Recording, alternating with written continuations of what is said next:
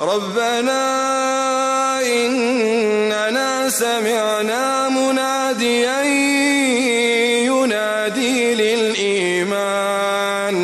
ينادي للإيمان أن آمنوا بربكم فآمنا ربنا فاغفر لنا ذنوبنا وكفر عنا سيئاتنا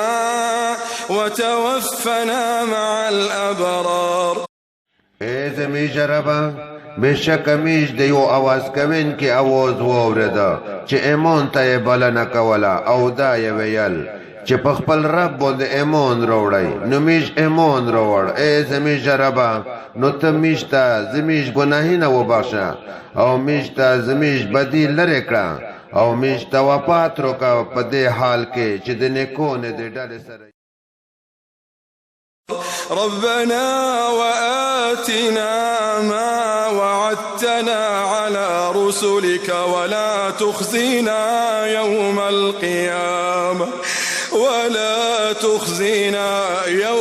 القيامة إنك لا تخلف الميعاد. إذا مجربا او میشته هغه ثوابونه روکه چې تو میش سره د خپل رسولانو په ژبه د هغې وعده کړې ده او د قیامت پر ورځ میش مه رسوا کوه بېشکه ته د وعدې مخالفت نه کوې. فاستجاب لهم ربهم أني لا أضيع عمل عامل منكم من ذكر أو أنثى بعضكم من بعض فالذين هاجروا وأخرجوا من ديارهم وأوذوا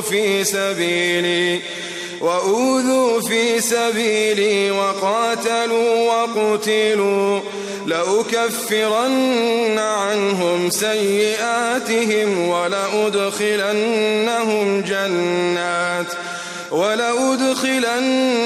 جنات تجري من تحتها الأنهار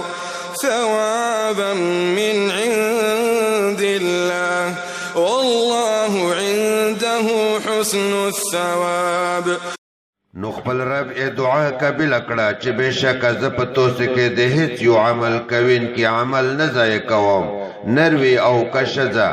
توسې ځنې له ځنې نورې څخه دي نو هغه کسان چې هجرت یې کړی دی او د خپلې کورنۍ نه ویستل شوي دي او د مو په لار کې ورته تکلیفونه رسول شوي دي او جنګونه یې کړي دي او وژل شوي دي